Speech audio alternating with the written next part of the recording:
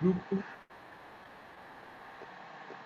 Bueno, bienvenidos a la clase 12 de Literatura Argentina 2, segundo cuatrimestre de 2021.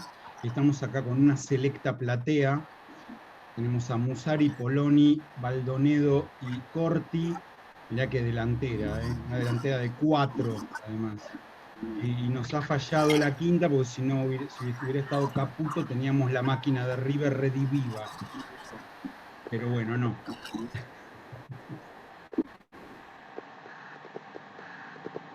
Bueno, muy bien. Bueno, vamos a trabajar hoy compartiendo el tiempo, tal vez de manera despareja, pero la promesa está en que vamos a compartir el tiempo de la clase, ambos profes, aquí no en la delantera, en la retaguardia, no sé dónde.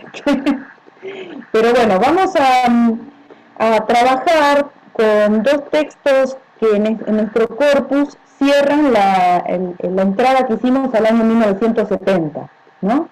Con este criterio que hemos tenido al armar el programa de que hay una diversidad en la sincronía, en ese punto sincrónico, ¿no? Que es 1970, que espero que se esté viendo con la selección de autores y autoras que tuvimos para esta unidad, ¿no? O sea, empezamos con Griselda Gambaro y vamos a terminar con Coppi y con Borges, ¿no? Pasando por Pavlovsky, por el grupo de autores, ¿no? Rosemacher. Bueno, vimos unos cuantos autores, la verdad.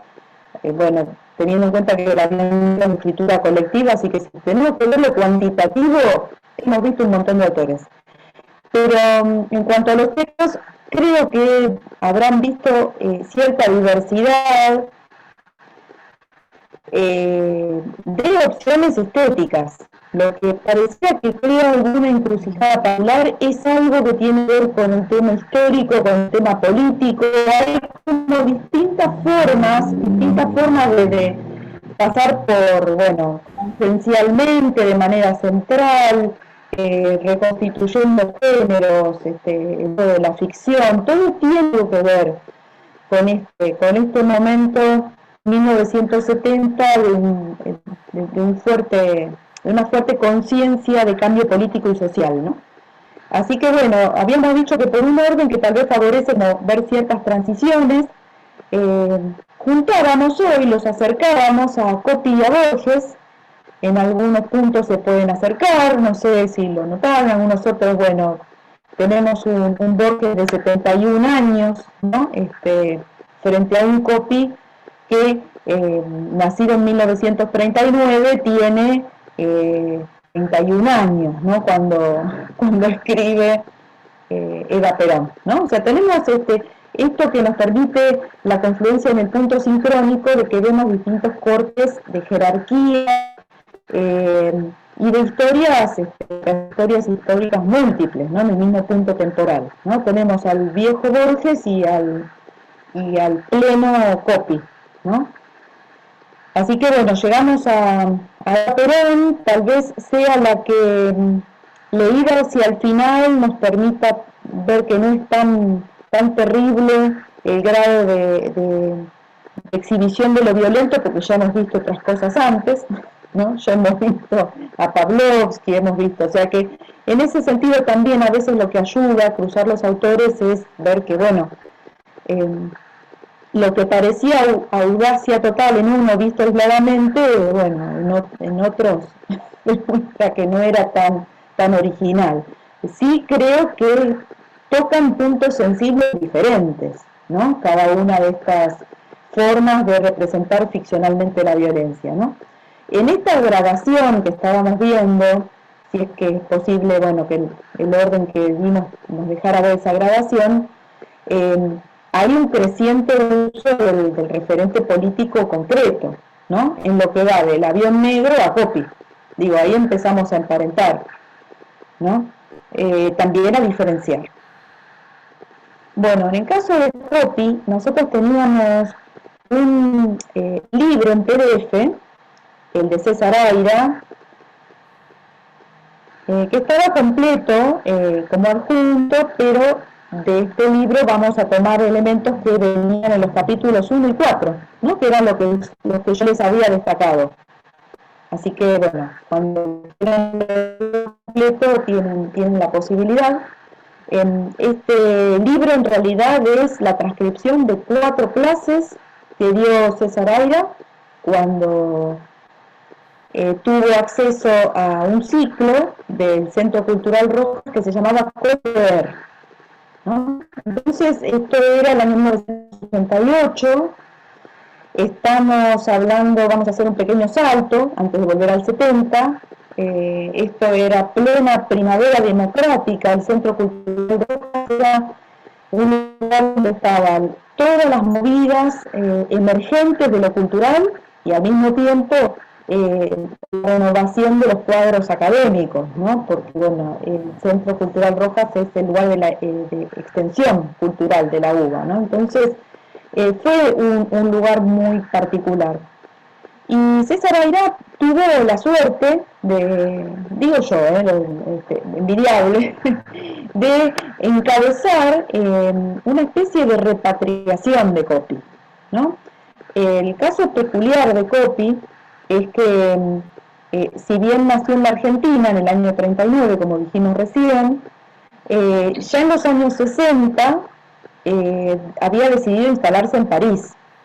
Y durante el segundo gobierno peronista especialmente, el padre de Coppi, Raúl Damonte, que se había peleado de manera furibunda con digamos, la plana mayor del gobierno de Perón y se había exiliado en Uruguay, que era una cosa que hacían mucho los opositores. También allí entonces, bueno, tuvo una experiencia de exilio Coppi y explicaría cierta que encontramos en Eva Perón, ¿no? Que no es muy admirativa justamente la figura de esta mujer destacada del siglo XX, ¿no? De todas maneras, bueno, esto cuenta, tenemos en el caso de Coppi, un autor que al exiliarse cuando era muy joven y al intentar empezar una vida en otro campo intelectual, utilizó otro idioma, o sea, empezó a escribir en francés, ¿no? Por su radicación en ese país. Entonces, bueno, ocurre que Coppi era un autor que no había sido tan traducido y había circulado relativamente poco en la Argentina, por eso digo, ahora tuvo la suerte de poder organizar un saber para presentarle a las comunidades nuestras, a través de ese curso, la figura de Coppi, que es un autor muy relevante y un autor que se fue descubriendo paulatinamente, como le pasa a los autores que se han ido, ¿no? que hacen carreras por el país. Obviamente aquí hay una mediación que es la de las traducciones y eso es un problema para todo escritor que se va y cambia de lengua, ¿no? En un principio las traducciones que se conocían de Coppi eran de origen español. Luego, mucho después, tenemos las traducciones argentinas, ¿no? De hecho, nosotros tenemos, en el caso de Eva Perón, una traducción de Monteleone, de Jorge Monteleone, ¿no? Ustedes vieron que hay una advertencia, ¿no? Antes de empezar la obra, de que, bueno, estamos ante un autor que escribía en francés, y que muchos calculan, eso es un tópico en todos los autores que cambian de idioma, que pensó sus obras en el idioma materno. Bueno, más allá de eso, en muchos casos Coppi lo que hizo fue recrear el universo local, ¿no? Tiene obras como Cachafaz, por ejemplo, que es una obra dramática donde aparecen intertextos del sainete, de la gauchesca, ¿no? Tiene otra obra que se llama La vida es un tango. Bueno, en fin, evidentemente Coppi ha elegido ciertos escenarios que, bueno, implicarían un vínculo de alguna manera, no sé, factible, ¿no? Con el pensar en castellano. En el caso de, bueno, de Cachafaz sí la escribió en castellano. Pero bueno, para los traductores la opción, dice Jorge Monteleone, es pensar, bueno, todo lo más rioplatense que se pueda, ¿no? Es español de la traducción. Bueno, y en el caso de César Aira, fija algunas líneas de lectura de Coppi para un conjunto de autores argentinos que no tenía muy registrado este autor, ¿no? Que encima afirma con el mismo Coppi, se supone que es porque su abuela lo llamaba Pito, Copito de algodón, una pequeña ternura, que bueno, en ese sentido lo hacía más distante, pero también nos tira una pauta interesante sobre cómo es el derrotero de los escritores y lo que es considerado literario y lo que no. Coppi había participado en publicaciones argentinas durante la década del 50 y principios de los 60, hasta buena parte de los 60. Pero esas publicaciones en las que él colaboraba, o casualidad, eran marginalizadas. O sea, no eran publicaciones que tuvieran que ver con la literatura impresa como libro, ¿no? Lo que habitualmente y sin chistar solemos asociar con el libro. Coppi tiene una carrera como humorista gráfico muy amplia, y eso hizo que él colaborara en revistas donde se prestó mucha atención a todo lo original e innovador que traía, pero que él estaba haciendo desde ese campo de humor gráfico, ¿no? La revista Tía Vicenta, una revista muy poco conocida que se llamó Cuatro Patas, que salió en el año 1960, y después otra también muy poco conocida, que se llamó La Hipotenusa, en el año 67, tenían colaboraciones de Coppi. O sea, Coppi publicaba cosas en la Argentina, pero, bueno, no publicaba literatura en el circuito de la publicación de literatura, ¿no? Hay unos cuentos de Coppi que aparecieron en el año 60 y que eran colaboraciones especiales, ¿no? Para la Argentina. Eso también le da mucho prestigio a las revistas de humor donde apareció, ¿no? Revistas que siempre estuvieron buscando lo que había de más novedoso y experimental, ¿no? Por eso son tan poco conocidas, que eran realmente para entendidos, para una elite intelectual, ¿no?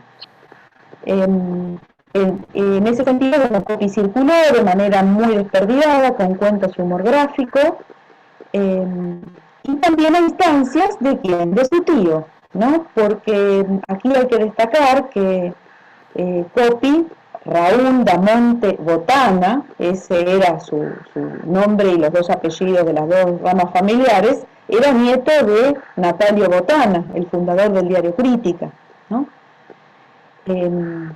Y bueno, justamente su madre era justamente nieta de Natalio. También cabe recordar que una esposa de Botana, la segunda mujer con la que tuvo algunos de sus hijos, era Salvadora Medina Enrubia, una escritora de obras dramáticas muy embanderada con la causa socialista. O sea, era una familia vinculada a lo más avanzado y del periodismo como cuarto poder, porque Natalio Botana era una persona muy influyente como capo de los medios, y bueno, y una escritora que tenía unas agallas muy particulares, ¿no? Así que bueno, la historia de la familia es muy interesante, pero tal vez algún recuento que se pueda ver esté en las memorias de Elvio Botana, ¿no? Elvio Botana justamente era tío de Coppi y era el que le hacía el enlace con las revistas de humor, ¿no? Revistas de humor, en algunos casos como La Hipotenusa las dirigió él, ¿no? Entonces no era casual que apareciera Coppi colaborando, ¿no? El joven artista de la familia. Y Ciudadano Botana de Álvaro Abos, una biografía muy bien. Sí, la de Elvio Botana creo que se llama Los dientes del perro. Ahora estoy con alguna duda, pero bueno, memorias y autobiografías son una fuente muy interesante para recorrer, especialmente estas años, ¿no? Porque hay varias generaciones de por medio, ¿no? Pero la de Natalio Botana es como el origen.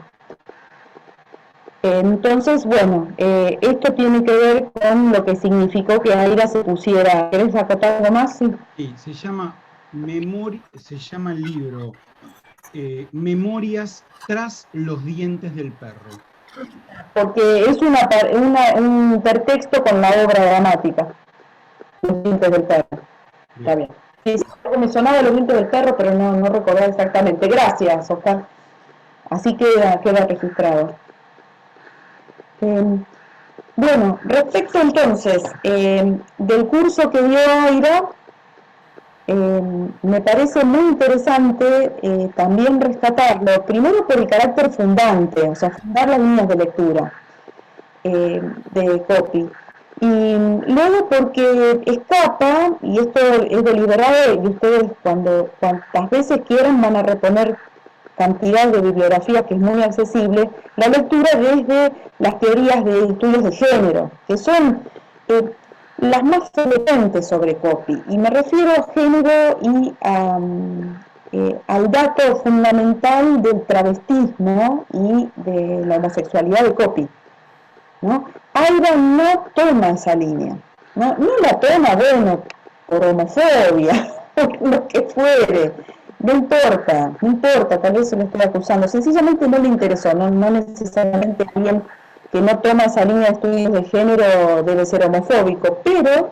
sí me parece que es una alternativa a toda la bibliografía que llegó después, ¿no? Daniel Link es, por ejemplo, uno de los principales exégetas de Coppi, y bueno, tiene un libro que salió hace 2 o 3 años en Eterna Cadencia, que se llama La lógica de Coppi, haciendo un juego con Irving Coppi, ¿no? El otro, el homónimo, ¿no?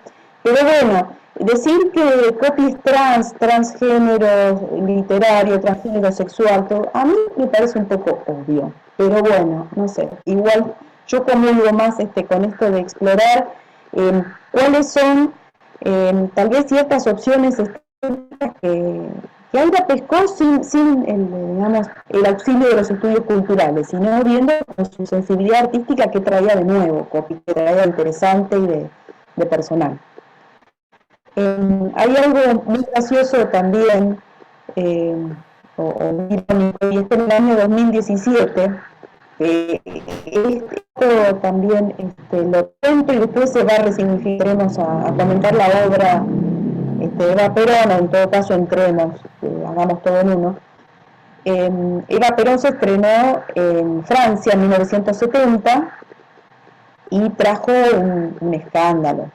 Si ustedes leyeron la obra, espero que sí, la tengan leída para hoy, creo que se lee, no es una obra tan larga, tiene una tipografía enorme, son pocas páginas.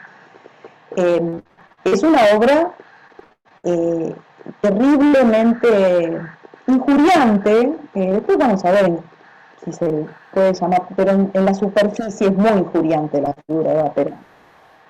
O sea, la castiga en muchos sentidos, ¿no? Tal vez, no sé, la bajeza ética es lo que más se note, ¿no? Que Eva Perón no tiene ninguna virtud de líder popular, pero en absoluto. Después, bueno, vamos a repasar por qué, les voy a hacer la pregunta y ustedes van a aportar algo, pero lo que es interesante es que, bueno... No, Perón tampoco. Perón tampoco, no, la madre tampoco, nadie, bueno, en fin. En el año 70 hay algo que, bueno, que ocurrió, y es que enseguida fue considerada ofensiva la obra, o sea, fue muy escandalosa la puesta en París. Incluso hubo un atentado con una bomba, ¿no? Que supuestamente, bueno, tiene que ver con que desde Madrid, dicen las malas lenguas, o sea, desde donde residía Perón en ese momento, en su exilio, en su última etapa del exilio, habría dado, bueno, ciertas órdenes de que, bueno, no dejaran que prosperara la obra, ¿no? O por lo menos le amenazaran o asustaran. De todas maneras, esto a Coppi le valió que realmente su regreso no fuera posible, el regreso de Coppi al país hasta, bueno, los años 80, un año antes de morir, 1 o 2 años antes de morir, él murió en el año 87, pasó por la Argentina, pero realmente la escribió, creo, pensando que jamás tenía por qué volver a la Argentina, sin deseo de volver a la Argentina, y diciendo, bueno, lo que me parecía. Ahora les decía que hay algo muy gracioso y es que se han hecho varias puestas de las obras de Coppi en la Argentina. Tal vez una de las más puestas sea Cachafaz, pero en 2017 casualidad, con el gobierno que había en 2017 en la Argentina, aparece Coppi en el Teatro Cervantes, en el Teatro Nacional Cervantes. ¿Y qué obra se elige? Se elige un díptico, en realidad, para poner, o sea, 2 obras de Coppi. Una es Eva Perón.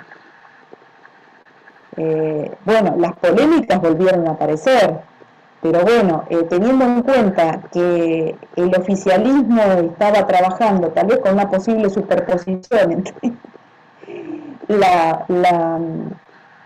la última líder del peronismo, que era Cristina, y bueno, y la Eva Perón de Coppi, evidentemente 2017 no es un año casual para poner Eva Perón. Tuvo, bueno, obviamente respuestas de partes ofendidas, pero nunca obviamente llegó a mayores. Lo que sí me pareció muy interesante, bueno, la pusieron con otra obra, y además con 2 intermedios que son muy raros en el teatro oficial, que siempre están cultos, donde pusieron un artista travesti que hacía un monólogo y explicaba quién era Coppi, y pasaba un video y fragmentos de Coppi en el intermedio entre una obra y otra, una puesta de Cervantes, rarísimo, como una especie de introducción medio didáctica, ¿no? Al comienzo y entre una obra y otra. Y después vendían un merchandising que creo que acá tengo uno. Miren esto. Miren este objetito del merchandising. Es una almohadilla que dice Coppi 2017, que es el año de la puesta Teatro Cervantes, y es una de las caracterizaciones travestidas de Coppi, las puestas en las que él actuaba también. Fíjense el rodito, ¿qué le dice? ¿No? El glamour de los peinados ¿no? de los 40 y los 50, y los collares, ¿no? Un poco Eva también, ¿no? Bueno, o sea que si alguien no sabía quién era Coppi, se iba a enterar y de paso iba a ver pasada con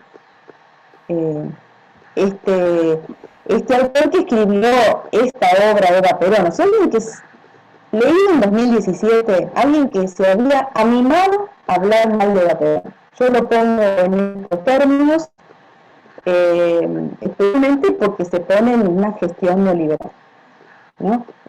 Como una invitación a ver, bueno, que hay otras versiones de la historia. Bueno, de todas maneras, después le vamos a rescatar a Coppi, que no es tan cuadrado como se lo quiere presentar en esa óptica. Yo estoy yendo a lo más grueso, pero la obra de Coppi es absolutamente resbaladiza en muchos aspectos, ¿no? Y la lectura que hace César Peira es muy, muy interesante. También en el capítulo 4 de su libro sobre Coppi aparece. Bueno, el otro elemento sumamente provocador de Coppi, nosotros recién hacíamos alusión a esa especie de baja catadura ética y moral, ¿no? de Eva. Ahora vamos a ver por qué, porque esto tiene que ver con la anécdota. Pero el otro elemento provocador es que Eva Perón no estaba interpretada por una actriz, sino por un actor. Así que imaginen el escándalo que fue eso, ¿no? Facundo Bosch fue el actor en ese momento, y en 2017, ¿saben quién? ¿Quién hizo de Eva Perón? Un actor chileno de telenovelas. A ver, ¿de quién estoy hablando? Piensen. Benjamín Vicuña. Benjamín Vicuña. Y lo hizo muy bien. Yo le iba a tirar en chiste. Nada de chiste, es eso. Le iba a tirar en chiste posta, Benjamín Vicuña, porque el único y mira, no sabía. Bueno, él lo hizo muy bien, la punta estaba muy bien. La obra que apareció primero, que es El homosexual o la dificultad de explicarse, que es otra de las obras de Coppi, ya la hicieron actores que tenían o responden al lineamiento de gay travesti, que era el lineamiento que tenía Coppi, ¿no? O sea, que él representaba una persona, ¿no?, de artista. Pero bueno, Benjamín Vicuña inserto en ese, ¿no?, en ese programa de actividades. Les decía, el separador entre obra y obra era una actriz travesti que hacía una especie de monólogo de cabaret, digamos, y presentaba a Coppi. Bueno, todo estaba ligado a un universo que Coppi no pone necesariamente en el texto dramático, porque no hay nada en el texto dramático que nos diga que Eva Perón debe ser interpretada por una persona de otra orientación sexual. ¿Está bien? Así que bueno, esto es algo que es difícil de procesar en términos culturales desde la Argentina. Y bueno, también es bastante interesante pensar que el horizonte que representa Aira no lo consideró más que desde cierto punto de vista estético. Nosotros estamos acostumbrados hoy a un mundo de la militancia de género, ¿no?, que obviamente existía en los 80, pero no tenía ni la unanimidad ni el peso político que tuvo después. Así que por dónde corre Aira a Coppi, por todo lo que es el eje del simulacro y el barroco, ¿no? O sea, dice, bueno, la estética de Coppi es barroca, dice Aira, ¿no? O sea, él va a elegir eso, va a elegir este desdoblamiento de las identidades sexuales como parte de un ofrecimiento de un simulacro, ¿no?, artístico de la realidad. Así que bueno, la teoría de Coppi es una teoría estética muy interesante. Y en lo que respecta al capítulo primero, si bien se dedica a una novela que no trabajamos acá, que es El Uruguayo, le dedica una buena parte de ese capítulo, también lo que hace es dedicarle muchísimo énfasis a sus dos hipótesis de lectura que tienen que ver con la importancia de lo espacial y de lo temporal en el cómic y en el teatro de Coppi, ¿no? Cosa que Aira también, me parece, muy audazmente se dedica a destacar, porque Aira fundamentalmente es autor de narrativa y Coppi escribió unas cuantas novelas y cuentos. Y sin embargo, para César Aira, como lo habrán notado si leyeron esos dos capítulos de su curso y luego libro, son dos dimensiones, la del humor gráfico y la del teatro, que prefiero destacar, ¿no?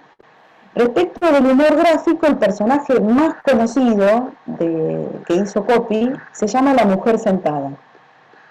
La Mujer Sentada ya apareció en las revistas de humor argentinas que les comenté, ¿no?, de fines de los 50 y principios de los 60. Tiene algunas publicaciones ya en recopilación, pero en el año 64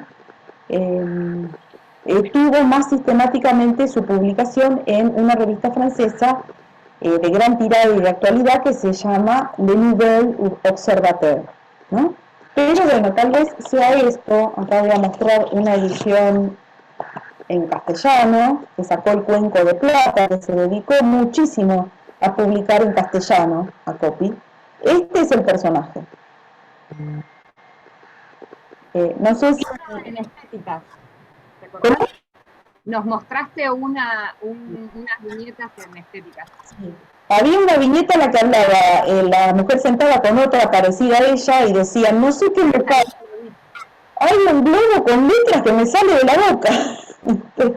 Sí, lo habíamos visto porque, bueno, era un caso de autorreflexividad exactamente, del humor gráfico, que tiene que ver con la enorme experimentación que hizo Coppi. Por eso Aira lo vincula inmediatamente con el absurdo, ¿no? Dice, ni siquiera Coppi adhería a los movimientos de vanguardia más obvios en los 60 y fines de los 60, no le interesaba el happening, la vanguardia y el azar de la vanguardia no le gustaba más tomar otros parámetros para construir sus lógicas narrativas.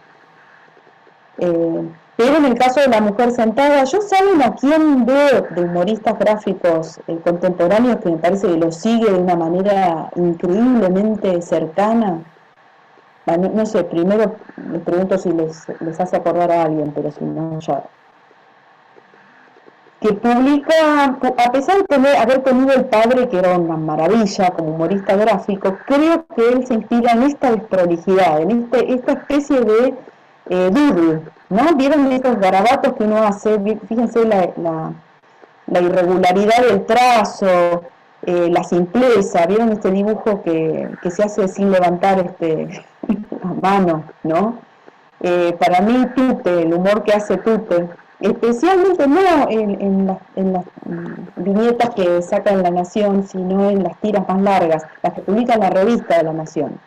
Tienen mucho de esta desprolijidad, de este dibujo desgarbado y minimalista al máximo, ¿no? La mujer sentada ni siquiera tiene ese límite lineal entre viñetas, no tiene escenografía, no tiene fondo, no tiene nada, ¿no? Es de una abstracción absolutamente revolucionaria, ¿no? Lo que hizo Coppi con el humor gráfico es notable.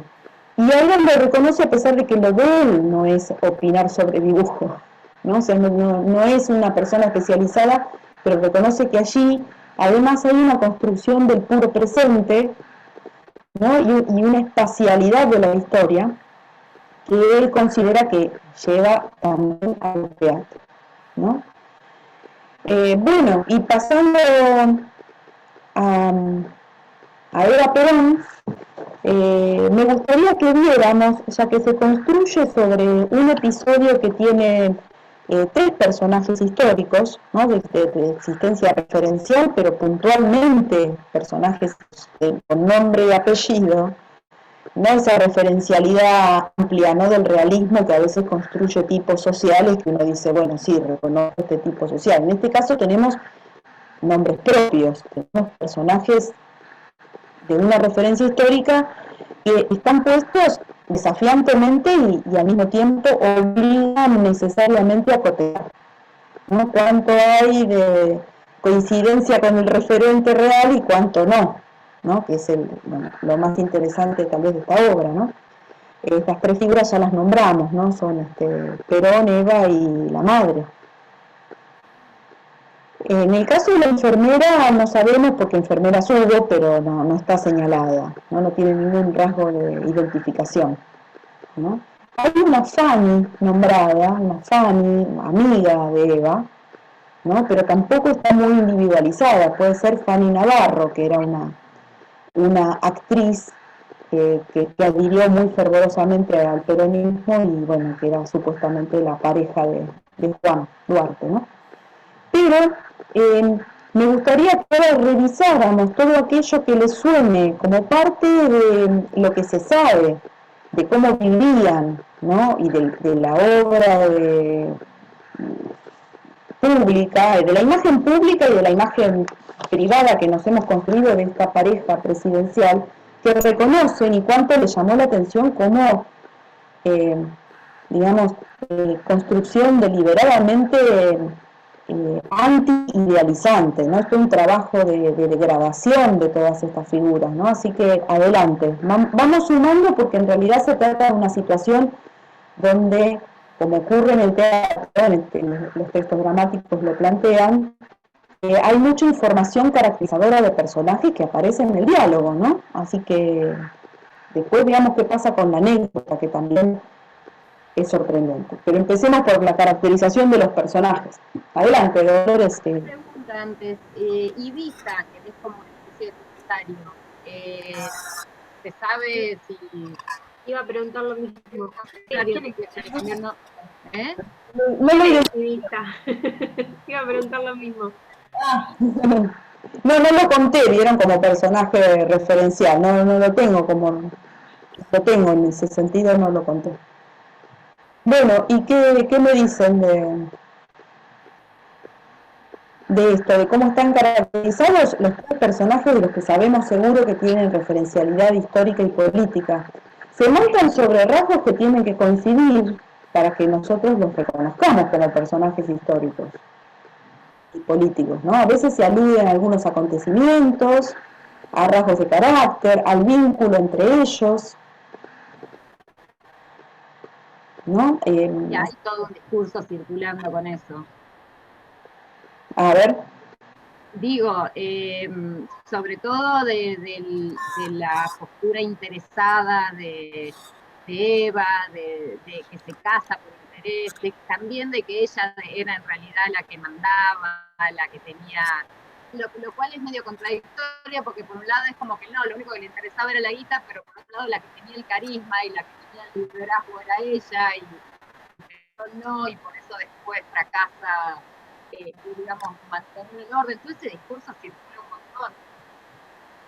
Sí, fíjense que son todos discursos que lo que hacen es enfatizar la construcción de un folclore y de un mito, ¿no? No estamos necesariamente hablando de justamente su carácter controvertido, es lo que Coppi termina mostrando, ¿no? Porque es verdad que siempre hay una especulación acerca de la relación de poder de ese matrimonio, ¿no?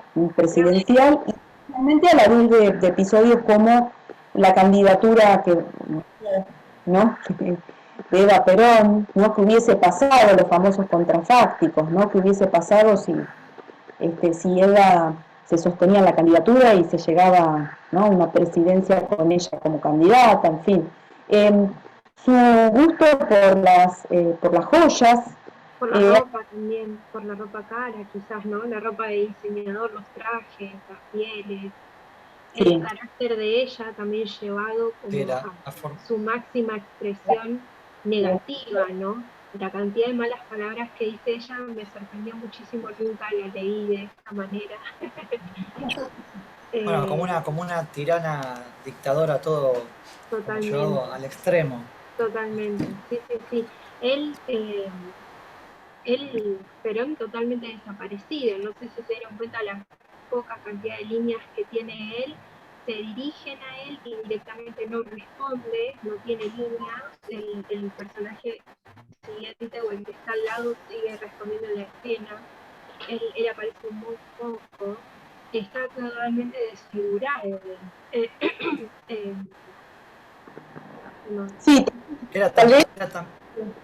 sí, también como que es eso de la exacerbación de estos rasgos o características, o bueno, en el vínculo de ellos, que también había muchos que decían, bueno, que ella lo tenía así cortito, que ella cuando se queja del cáncer, que dice, y los dolores de cabeza de él, como que hay como, coincido con Lucía, como que él está como dibujado, como un potus, por así decirlo.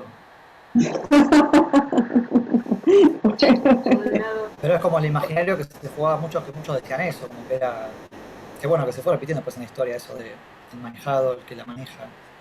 Y también la presión de las cúpulas militares. El títere, todo eso más actual.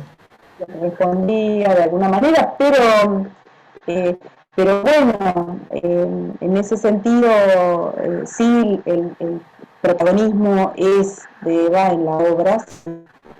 Es una pregunta que sí. no es de esto, pero en el Cervantes, ¿quién dirigió la apuesta? Sabés que tendría que recuperar la ficha técnica. Porque ahí está bien. Porque podría ser interesante ver quién fue y ver qué hizo con esto. No, de todo, esta obra no en la apuesta no le produjo nada más que sencillamente poner todo lo que trae de contradictorio y controvertido. No hubo, o sea, no creo que sea una pieza dramática tan como adaptable a un nuevo punto de vista. Me parece que tenerla en este calibre ambivalente está bien, digamos. No hacía falta, claro. No hacía falta ya con atenerse al texto. Sí. Pero, ¿sabés que Alfredo Arias fue uno de los que más veces puso obras de Coppi, un intérprete, Jorge Lavelli también? Y ahora no me acuerdo, pero de todas maneras El dato está bueno, lo voy a recuperar y vamos a ver si lo podemos introducir. Oscar está buscando. No, disculpame, me perdí. Bueno, no importa. Porque sabe que estaba buscando en la revista que tenía la revista de Teatro Cervantes y no la tenía a mano, no la pude poner acá en la mesa. Bueno, el otro elemento crucial es el que tiene que ver con la acumulación de dinero. O sea, hubo muchas leyendas sobre la fortuna. Quería comentar el tema de las cuentas en el exterior, del viaje de Eva y las cuentas en el exterior, porque lo retoma a cada rato. Y sí, se me parecía como que ese era un rasgo que la madre continuamente le va preguntando, que por favor que diga dónde tienen las cuentas, que diga dónde está la plata. Sí. Y otro tema que también se circulaba es el tema que Perón, en el momento de la enfermedad de Eva, no quería verla. Y eso quedó como todo un mito, de que Perón no se acercaba a Eva mientras Eva estaba enferma. Bien, tal vez por eso vos decís hay cierta prescindencia, cierta... Sí. El dolor de cabeza, ¿no? Te le duele la cabeza, la excusa de... bien, sí, lo de la fortuna del exterior también tiene que ver con... justamente con esa leyendas negras, digamos, ¿no? En torno de... Es algo muy típicamente antiperonista, o sea, todos los tópicos que responden a una visión antiperonista. ¿Qué pasa con la anécdota? Porque aquí hay algo que decimos, bueno, es incomprobable todo lo que estamos diciendo. Evidentemente estas figuras tienen o cargan a lo largo del tiempo con un mito, un mito blanco y un mito negro, si se quiere, ¿no? Según en qué punto de las preferencias políticas nos estamos, ¿no? En este caso, bueno, se han recuperado los mitos negros. Esto obviamente tiene un carácter especulativo, incluso aunque haya historiadores que hayan dado respuesta a algunos de estos mitos, son respuestas que tampoco están consensuadas, o sea, que prevalece el mito, bueno, en fin. Pero ¿qué pasa con los elementos que diría son irreductibles? O sea, datos históricos de cosas que pasaron y que tienen que ver con cómo avanza esta anécdota y lo que nos devuelve a una especie de transformación radical de los acontecimientos. Y esto tal vez es lo más sorprendente porque la obra en ese sentido tiene una construcción de su anécdota dramática que, bueno, va a contrapelo de la historia fáctica. Pero además, incluso en todo el gorilismo que yo conozco por él un montón, nunca escuché que alguien dijera que fingió el cáncer, fingió la enfermedad. Eso no lo escuché jamás. ¿Cómo? No te entendí lo de poder repetir. Digo que en las filas gorilistas, gorilas, No entendía, porque filas y me confundí. ¿Cómo? No, claro, no, antiperonista, gorilas. Nunca escuché que hablaran de que fingiera el cáncer. Claro.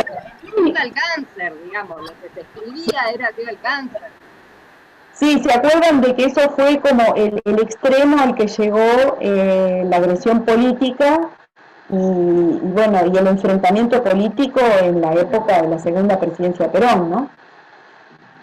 Pero bueno, ese es el punto. En esta obra hay una suerte de negación, si se quiere, de algo de la historia que es casi como negar el holocausto, o sea, negar como un hecho que tiene un carácter fáctico que no se podría negar. Bueno, esta es la gracia de Eva Perón, ¿no? De Coppi, es construir un posible narrativo diferente del que la historia nos ha dado miles de pruebas, ¿no? Entonces, bueno, esto cambia todo, porque si bien nosotros vemos desfilar una serie de elementos, de rasgos caracterizadores de Eva, que la muestran como una persona interesada, incluso como una persona que debe defenderse de los otros chacales, que son un poco la madre, fundamentalmente la madre y el mismo Perón,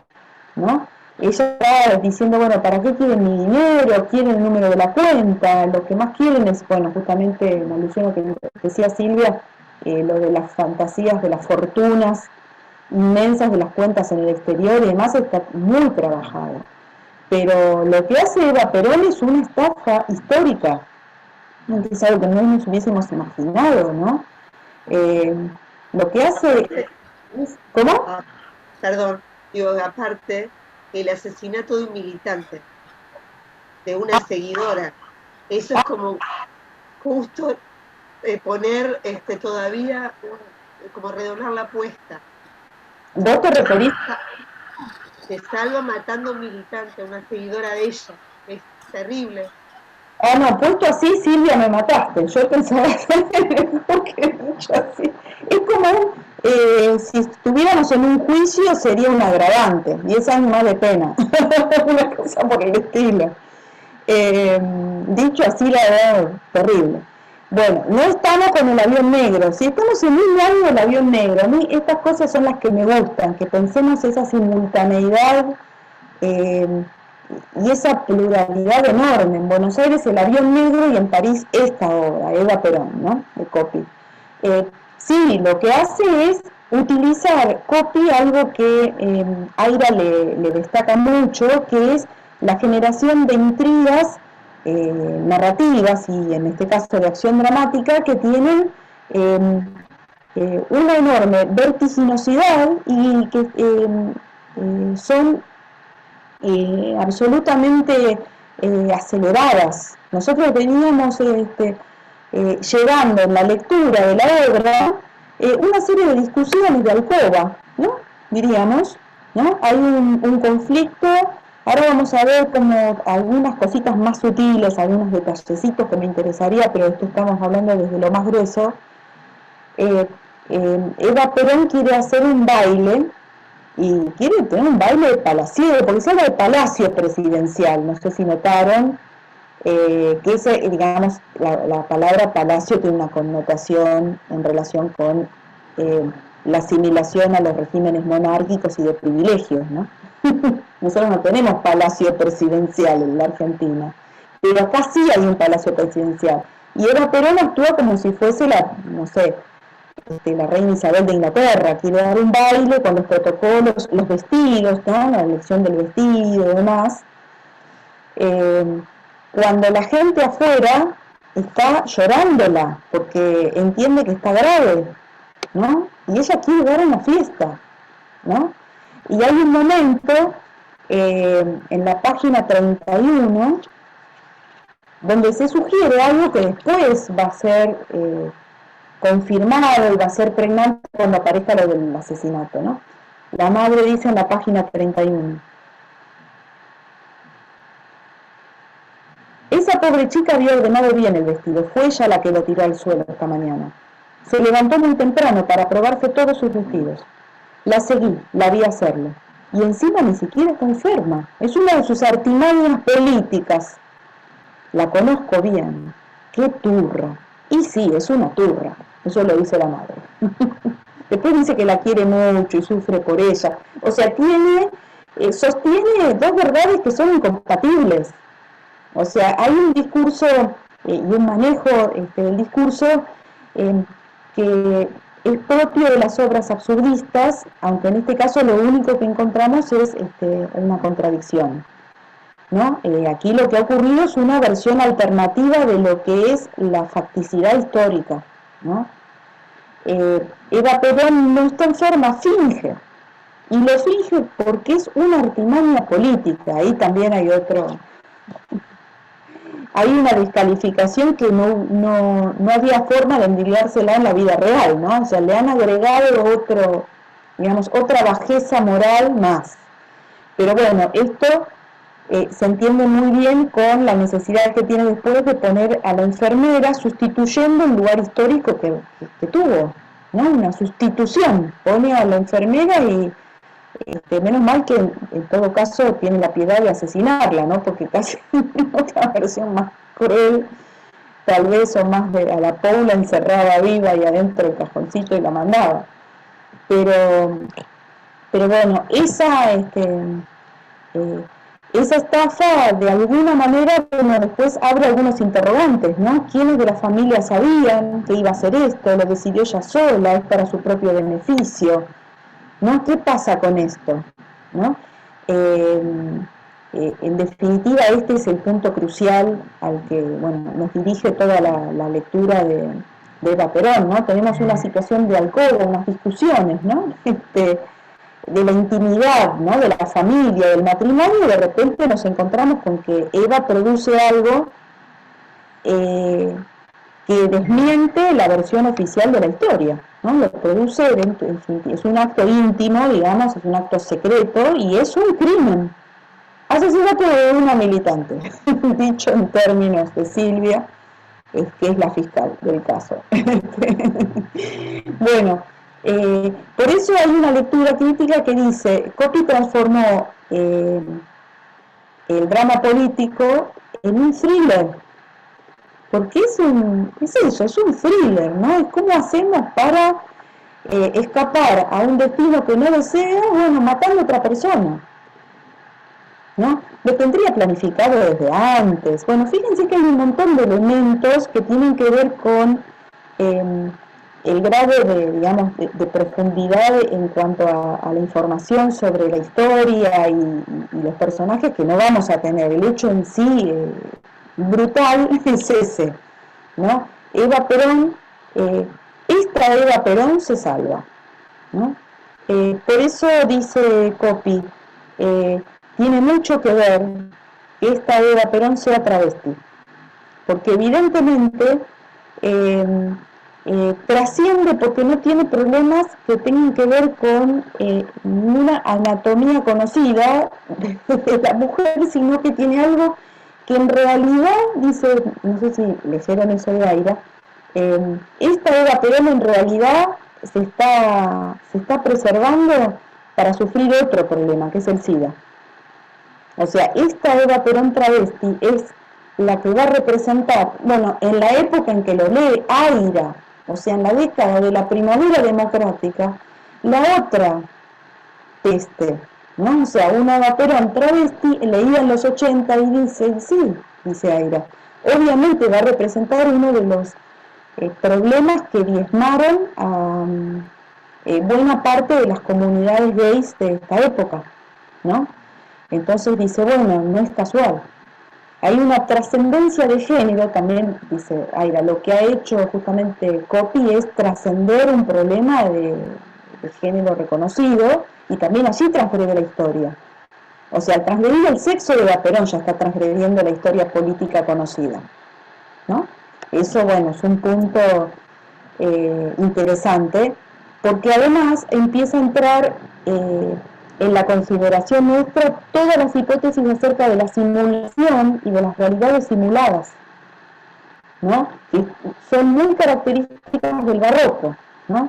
El barroco, si bien funda la noción de teatro del mundo, o del mundo como un teatro, basándose en un motivo medieval,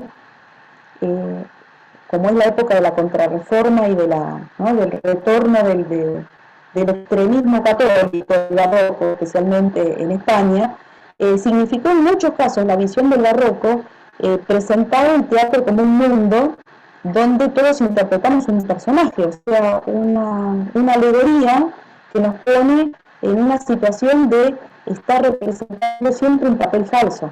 Y esta Eva Perón está representando un papel falso, ¿no? De falsa enferma, cosa que, bueno, atenta contra el mito en su corazón también, ¿no? Porque ni siquiera es mártir de nada, se destruye absolutamente uno de los principales sostenes, digamos, de figura idolatrada de Eva, ¿no? La figura de culto de Eva. por eso en algún momento dice que la están preparando para Santa. Acá hay en la página 33, Ibiza, el secretario, le dice, seguí torturándonos todo lo que quieras, igual me gusta, pero por favor no hagas un espectáculo de vos misma, querida. No sería lo correcto. Saldremos de aquí con tu cadáver embalsamado y vas a ser para siempre la imagen misma de la santidad. Evita, Virgen María, no destruyas tu propio plan, quédate tranquilo. Fíjense que esto no hace sospechar lo que vamos a saber después, ¿no? Lo que va a hacer Eva, ¿no? Pero sí, hay algo muy importante, y es que no solo se nos muestra una realidad contrafáctica, Perón pudo evadirse y que hizo pasar a otra por muerta, y no era ella, ¿no? El verdadero crimen, digamos, sino que además toda la política del peronismo se trabaja desde la noción de simulacro, ¿no? Porque ya está previsto cuál va a ser el uso de las figuras de Eva Perón, ¿no? Esto se ve en este Parlamento y se ve hacia el final también, especialmente en el discurso que da Perón, en esa especie de fantochada, ¿no? Cuando entran todos los periodistas, ministros, monjas, curiosos, fotógrafos, embajadores, pequeños cantores de la cruz patagónica, los sanados, las hijas de la revolución peronista, embalsamadores, cosmetólogas, eclesiásticos, escolares, sindicalistas, enfermeros. Bueno, o sea, una visión carnavalizada de todos los que estuvieron pendientes, ¿no? Pero ahí Perón dice, bueno, todo lo que va a ser la figura proyectada, ¿no? Eva Perón está muerta, está más viva que nunca. Bueno, eso es una metáfora de un discurso que ahora tiene una ironía dramática muy fuerte, ¿no? No es, digamos, una expresión de halago, es una ironía dramática. Nosotros sabemos que se fugó, ¿no? Con la plata, ¿no? Con la joya, con todo lo que se llevó. Su imagen será aprovechada hasta el infinito, en pinturas, en estatuas, para que su recuerdo permanezca vivo en cada escuela, en cada rincón de trabajo, en cada hogar. La fe invisible de su destino ejemplar, bueno, mucho importante de este personaje, ¿no? Eva Perón está más viva que nunca, y no sabemos cuándo lo dice exactamente, cuán consciente es él de que esto es irónico. En el teatro no hace falta que el personaje sea consciente de que lo que dice es irónico, porque en realidad el discurso del texto dramático siempre tiene una triangulación, está dirigido a los otros personajes que están en el escenario, que están dirigidos a mí que leo o a mí que soy espectadora. Entonces la ironía dramática la detecto yo, espectadora, ¿no? Yo como el la tercera pata de esta comunicación teatral, ¿no? Eso es lo interesante, cómo funciona el teatro, no hay que estar más que nunca de todo lo que hemos sabido. Bueno, es algo que los demás que están ahí en la escena no saben, ¿sí? La ironía dramática siempre trabaja con un grado de información diferente entre los personajes y el espectador, el lector, ¿no? Bueno, hay algo muy interesante. Yo que como ejemplo la página 39, con esto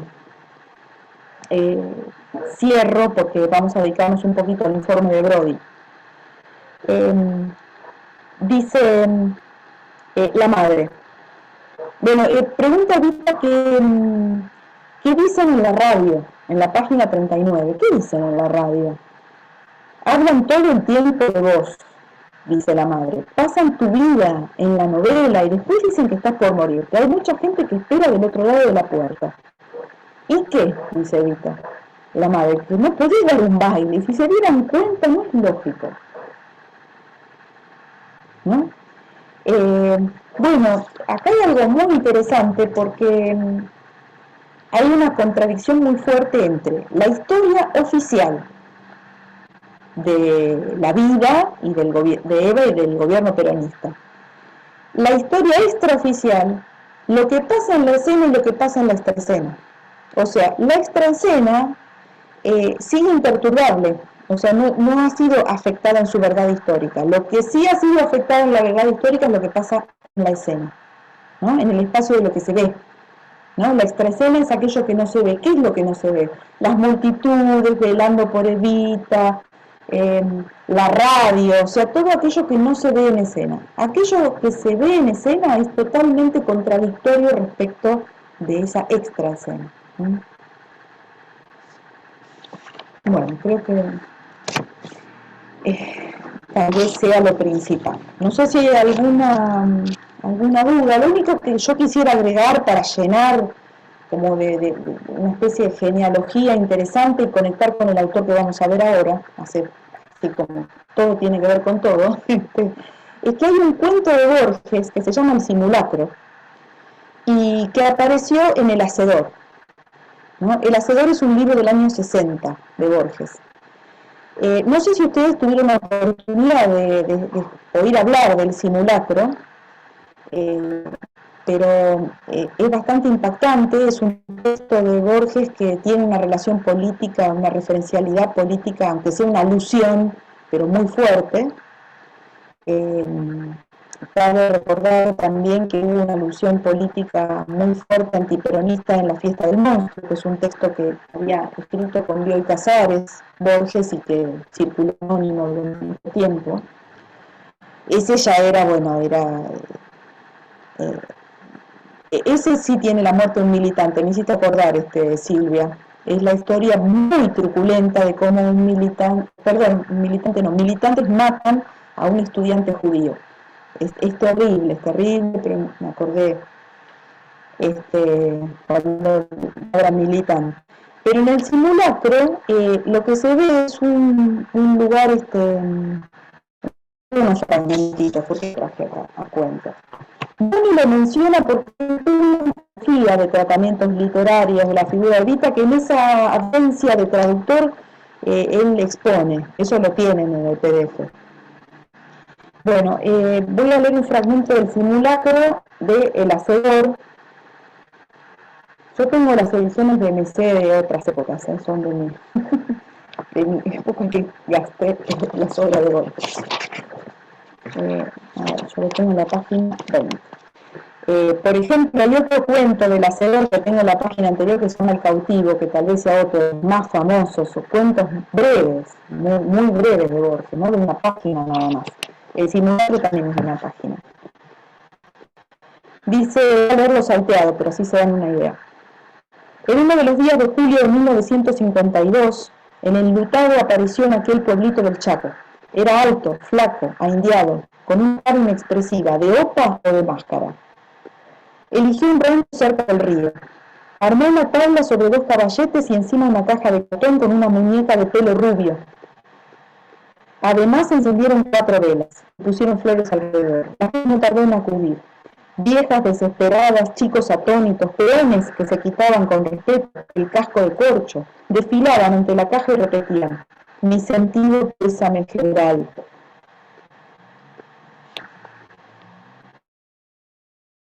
Entereza y resignación. Era el destino. Se ha hecho todo lo humanamente posible. Una alcancía de lata recibía la cuota de 2 pesos y a muchos no les costó venir una sola vez. Bueno, esta es otra, ¿no? Hay un segundo párrafo donde el narrador toma el nivel de la enunciación y dice: ¿qué suerte de hombre, me pregunto, ideó y ejecutó esa fúnebre farsa? Bueno, está claro que hasta ahora esa farsa sería el velatorio de Perón, ¿no? Donde hay alguien que se hizo pasar por el general, la gente del pueblo sale. Un fanático, un tipo, un alucinado, un impostor y un cínico. ¿Creía ser Perón al representar su doliente papel de viudo macabro? La historia es increíble, pero ocurrió, y acaso no una vez sino muchas, con distintos actores y con diferencias locales.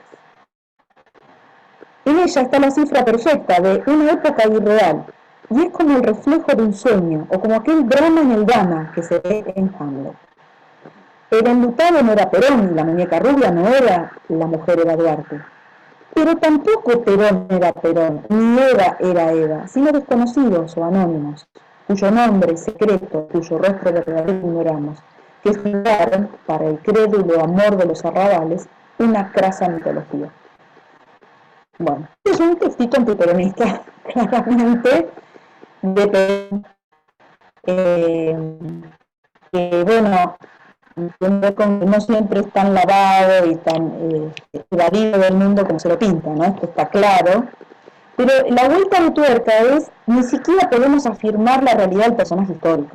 O sea, está bien, esa anécdota del Chaco, ese simulacro, en realidad se extiende a cualquier otra consideración que hagamos sobre esos personajes. ¿Está bien?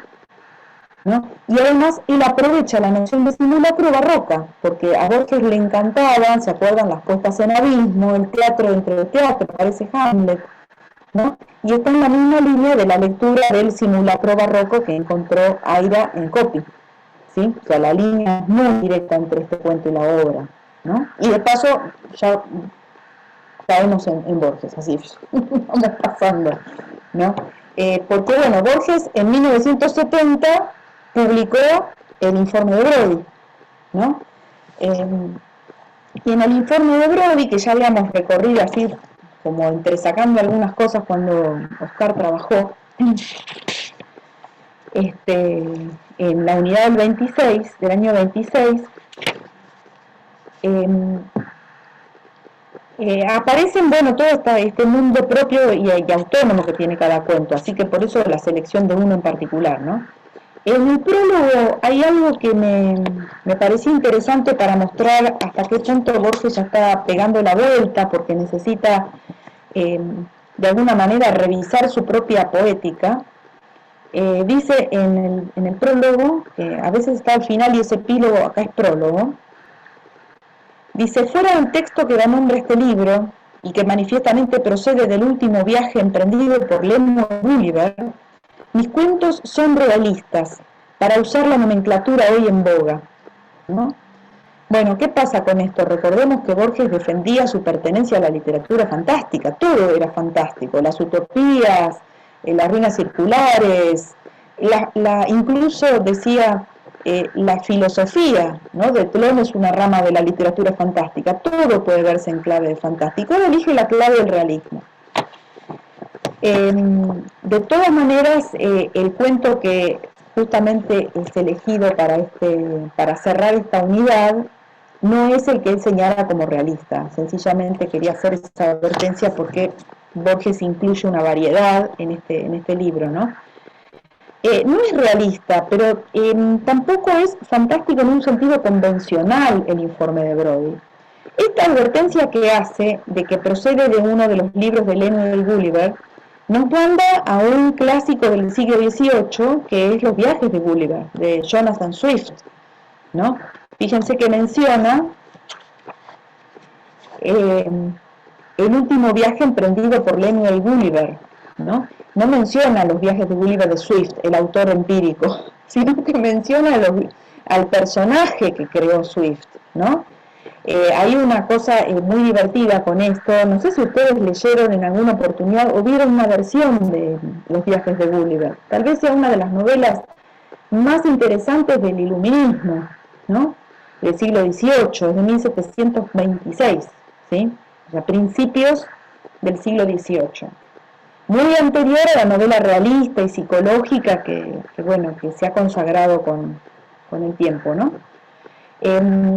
Lo que hizo Swift en su momento, porque era un tramposo y sabía jugar muy bien con el impacto periodístico, era no declarar que él fue el autor. Por eso tal vez Borges dice que eran los viajes de Gulliver, de Lemuel Gulliver.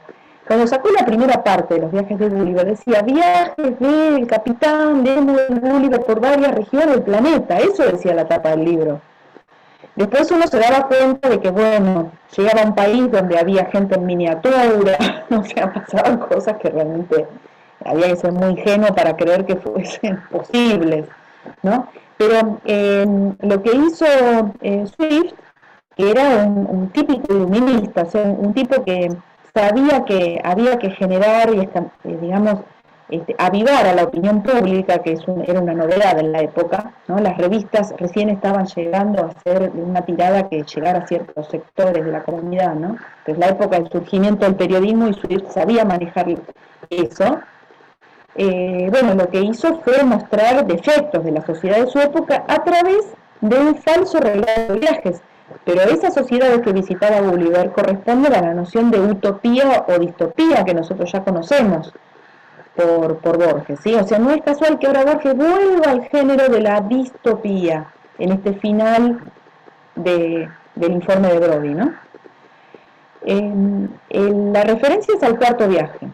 En el cuarto viaje, Gulliver ya pasó por tierras muy diferentes de las nuestras. Estuvo en la tierra del Lilliput, ¿no? La de los hombrecitos pequeños, donde él fue un salvador de esa comunidad y se llevó bien con el rey y la reina, que los tenía así en la mano, porque era una cosita así, y después se pelearon y se fue.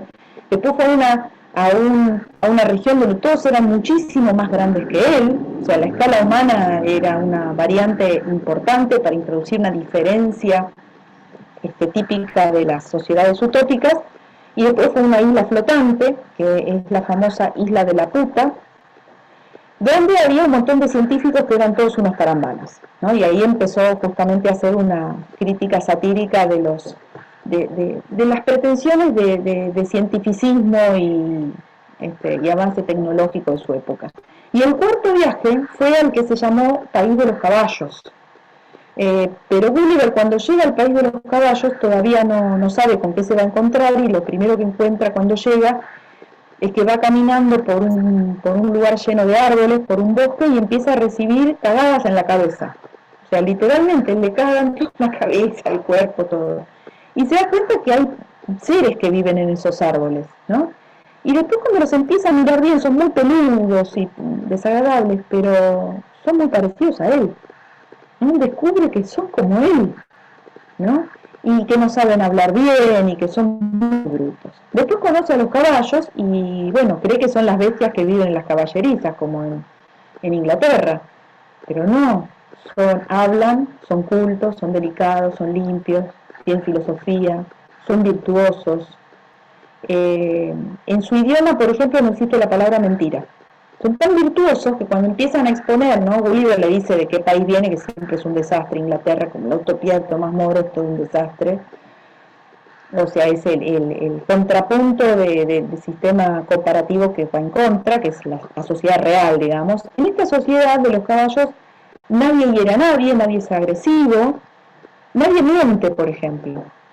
Y Gulliver comienza a admirarlos, los admira profundamente. El problema es que los caballos no sienten lo mismo hacia él.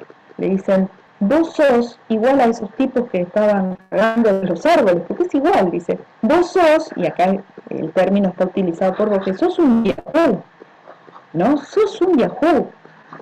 Era esa especie, ¿no? Que, bueno, es casualmente muy parecida, ¿no? Eso lo descubrió un día que estaba desnudo Gulliver. Dice, este es un yahoo, dijeron los caballos. De a poco se lo sacaron de encima, porque era indeseable y no les interesaba incorporarlo, ¿no?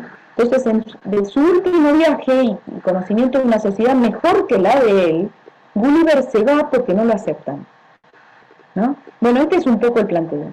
Cuando vuelve Gulliver, igual lo spoileo, tal vez cuando lo lean ni se van a acordar de este comentario, Gulliver vuelve y empieza a darle asco a la gente que está alrededor de él. Porque empiezan a acordar a los yahoos, ¿no? Entonces empieza a encariñarse de un caballito. Una pregunta, Laura, ¿era el mismo nombre también? Yahoo. Yahoo, sí. Por eso está usado, para nosotros Yahoo es la dirección de correo electrónico, pero originalmente era así tal como se escribe, ¿no? Bueno, ¿qué pasa con el viaje del informe de Brody? No está Gulliver, hay otro personaje, pero también es un viajero. ¿Pero qué función cumple? No es la misma que la de Gulliver. Un monje va a evangelizar, supuestamente. Va a evangelizar. Es alguien que tiene que ser un protestante, viene de Glasgow y habla de presbiterianos, así que tiene que ser un pastor protestante. El texto, el informe de Brody comienza con un mecanismo de verosimilización muy característico de la novela del siglo XVIII, y es: encontré un manuscrito antiguo, yo se los voy a dar a conocer, ¿no? Entonces es como una especie de narrador-editor, ¿no? Es un típico truco de verosimilitud, ¿no?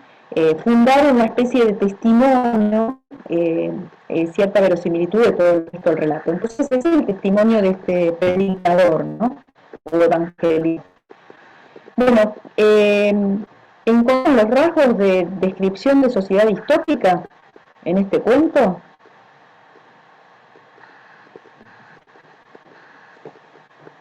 Hay un mecanismo y es el mecanismo descriptivo. No pasa nada en el viaje, no pasa gran cosa. Sencillamente es el encuentro de este viajero, ¿no?, que viene de la civilización europea, que es un escocés, y que llega a unos lugares, si bien sabemos que ha viajado por distintas regiones del planeta, ha viajado por África, Brasil, ¿no?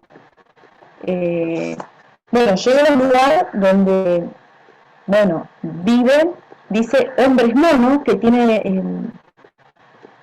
donde viven unos niche, a los que llamaré Yahoos, ¿no?, dice el informe, para que mis lectores no olviden su naturaleza bestial y porque una precisa transliteración es casi imposible, dada la ausencia de vocales en su áspero lenguaje.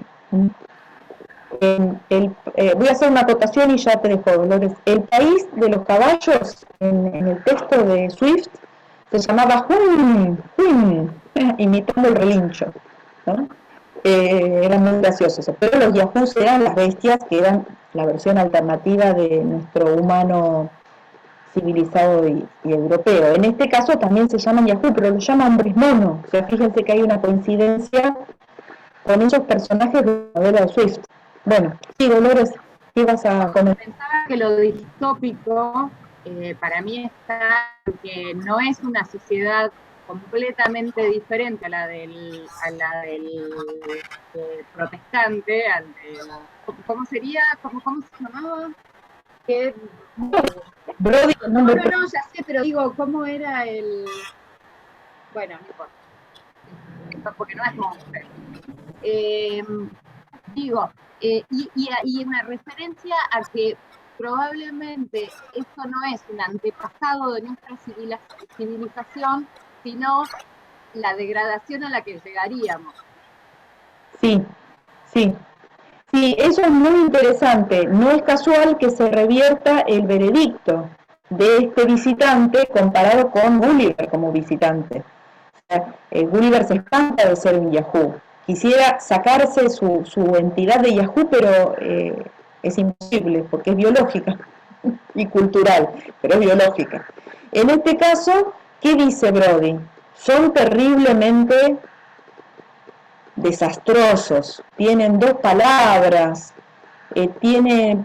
juntan 6 palabras y creen que hacen poesía, se tratan mal, son una sociedad realmente salvaje, bastante... Todo eso es posible, por eso ahí está para mí la distopía. Toda esa descripción es posible de manera sarcástica a un montón de gente, de sociedades, de manera sarcástica o capaz así real. No sé cuántas sociedades hay muy distintas, incluso, no sé, no recuerdo, pero bueno, en el Amazonas hay, bueno, la cuestión más realista, ¿no?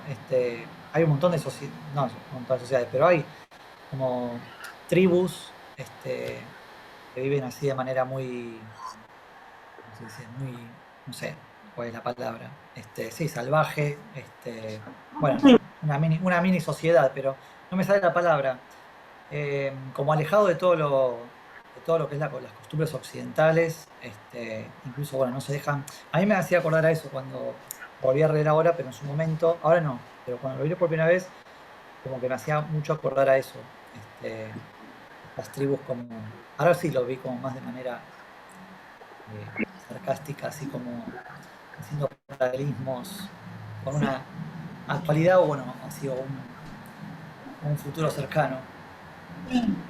Lo que apunta está muy bien. Primero, la utopía positiva o la distopía siempre son contrastivas. O sea, yo hago un ejercicio de comparación entre la sociedad conocida y la sociedad imposible. Pero bueno, de alguna manera hay una especie de traslación posible de características de uno a otro. La distopía, recordemos la definición de Pablo Catana, es una sociedad indeseable, peor que la nuestra.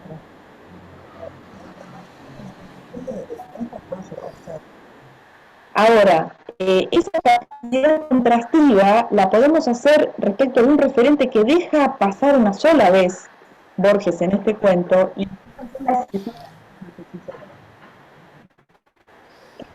gráfica menciona. Ay, justo no se te escuchó, Laura. A ver, vuelvo a mi configuración de audio. La veo como siempre. ¿Qué pasa ahora? No, fue como un lapsus que se te apagó la voz, pero así capaz de la conexión. Pero justo fue en ese Ha momento. sido la conexión, profe, tranqui. Bien, gracias.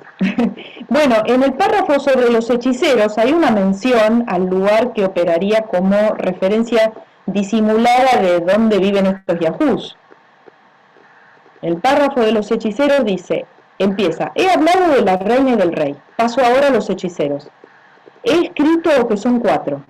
Este número es el mayor que abarca su aritmética. Saben contar hasta 4. Ni siquiera 4.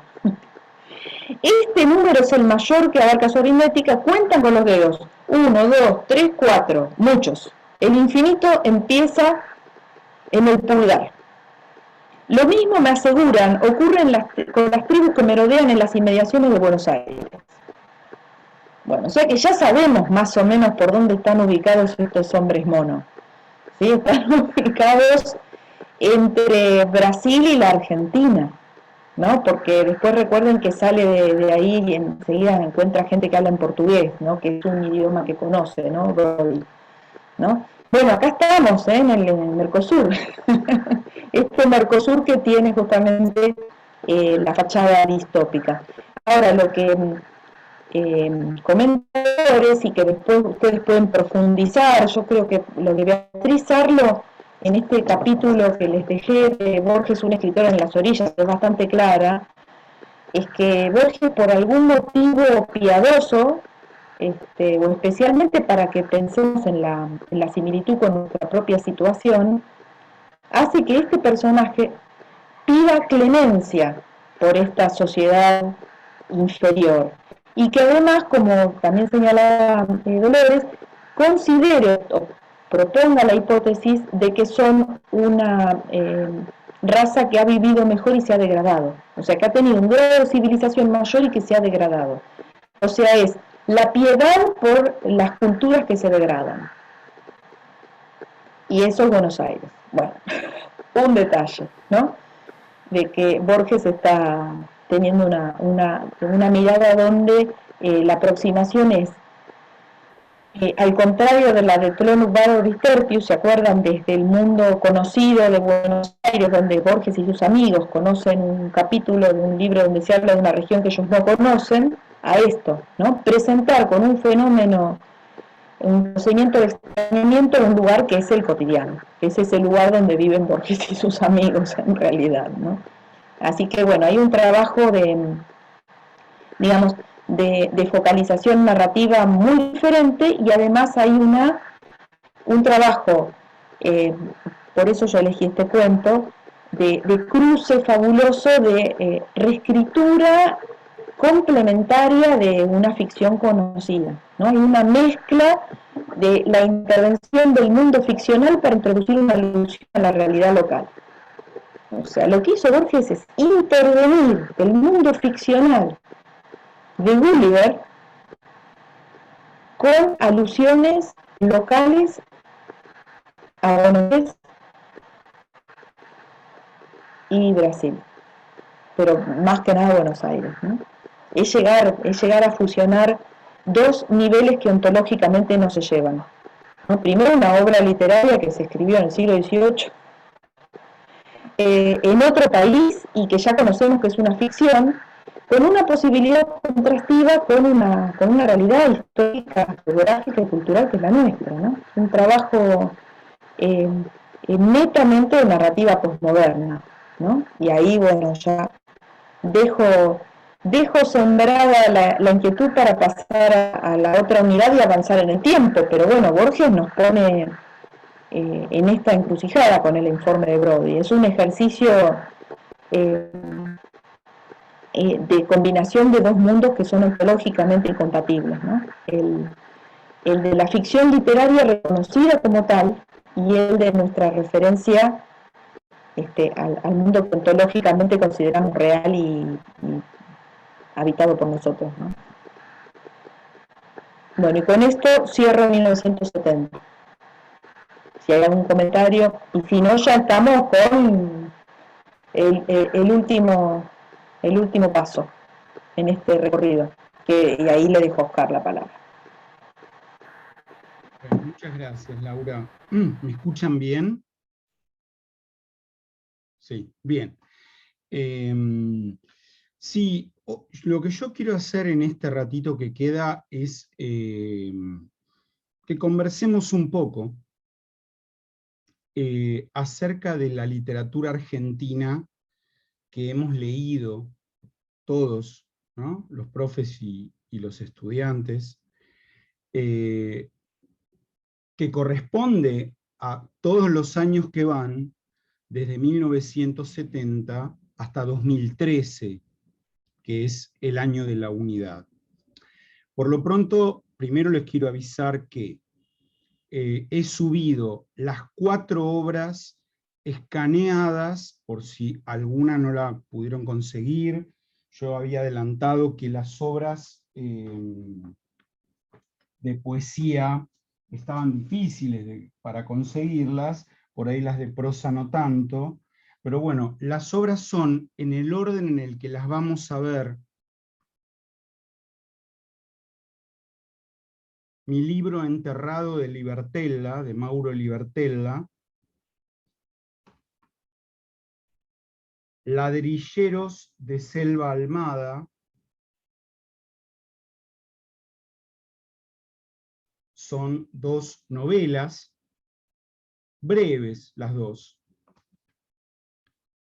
Luego, Maldad, Cantidad Necesaria, de Patricia González López, una poeta.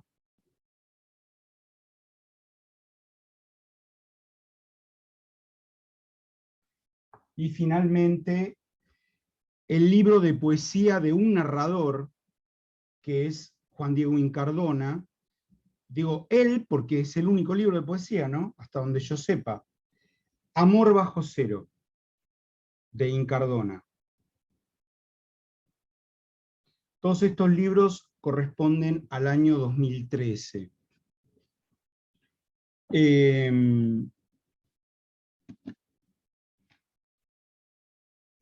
Cuando estaba pensando en cómo arrancar con esto, lo primero que se me vino a la cabeza es, claro, todavía para el interregno, este interregno entre 1970 y 2013, Borges siguió produciendo un montón, aunque les parezca una locura, ¿no?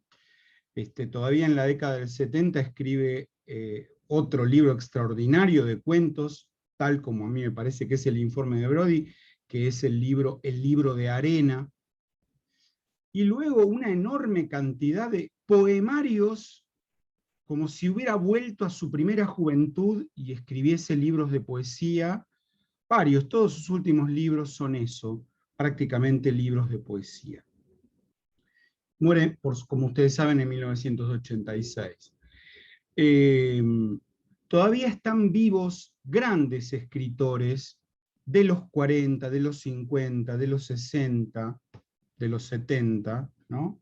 Siguen produciendo, pero hacia fin, digamos, desde mediados de los 80 en adelante, Borges es el primero, se van muriendo, ¿no? Poco a poco se van muriendo.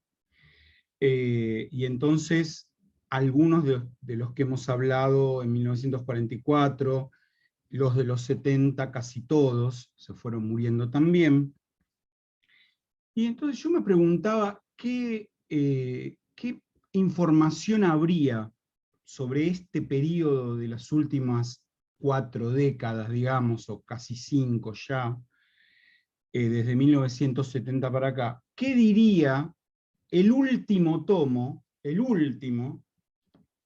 de la Historia Crítica de la Literatura Argentina de Gittrick, ¿no?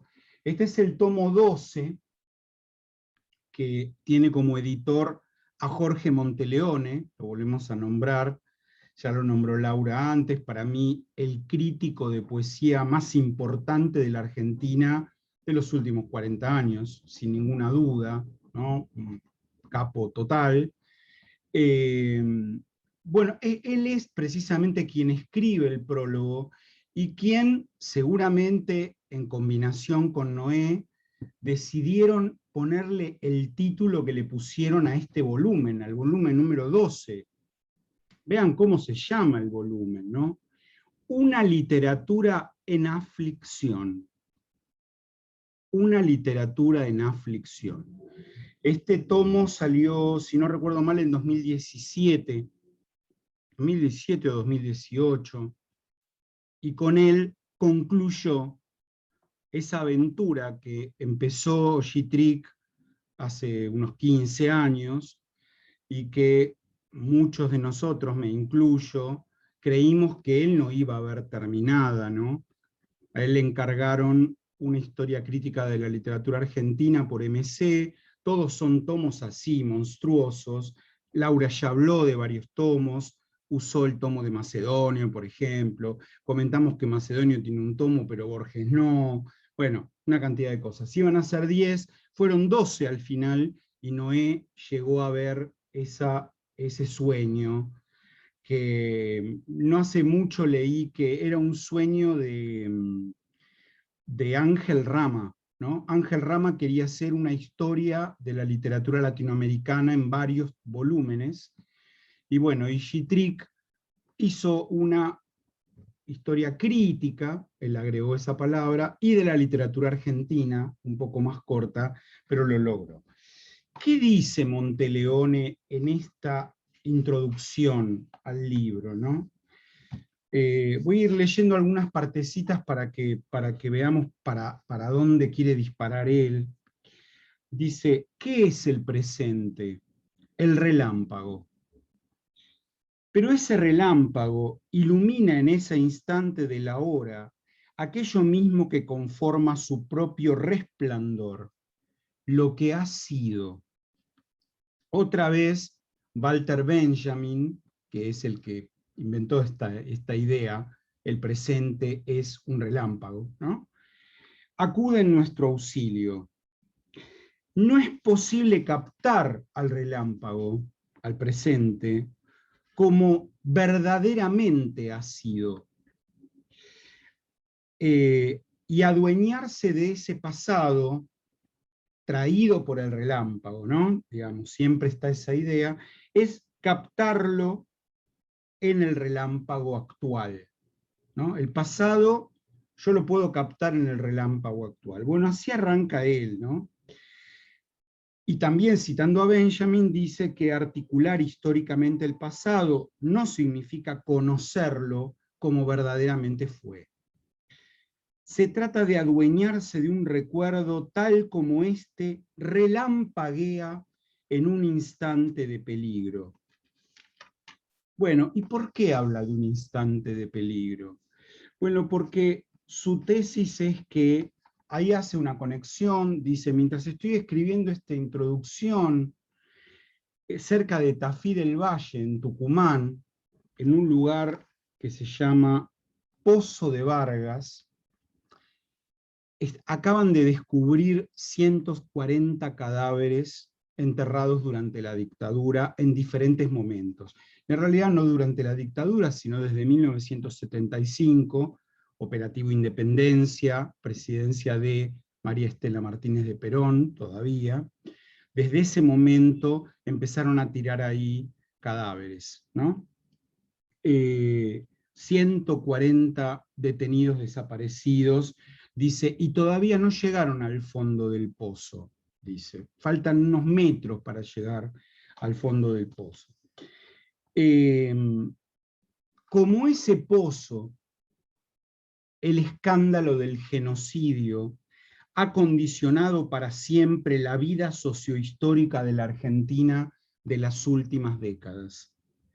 Lo que ha sido no puede ser sepultado y aparece otra vez como presente en el relámpago de una redención que no consiste en el perdón ni en el olvido, sino en un activo reconocimiento.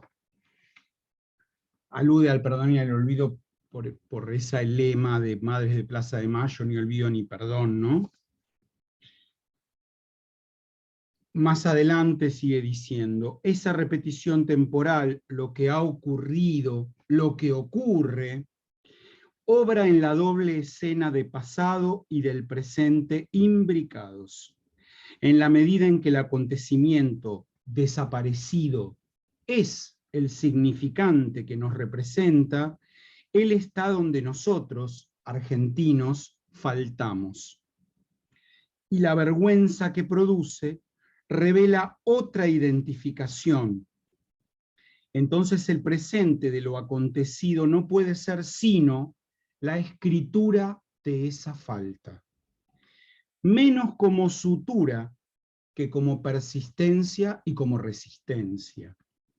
La literatura es uno de los lugares más propicios para realizar ese acto, y fue por ello, en ese acontecimiento traumático, el nombrado lugar de la aflicción. Todo esto que escribió hasta acá es para justificar el título del volumen. Él une esta literatura argentina, por lo menos desde 1970 y algo para acá, hasta acá, con este lugar de la aflicción. Dice, todos fuimos condicionados por ese genocidio. Y luego agrega más adelante otro elemento, ¿no?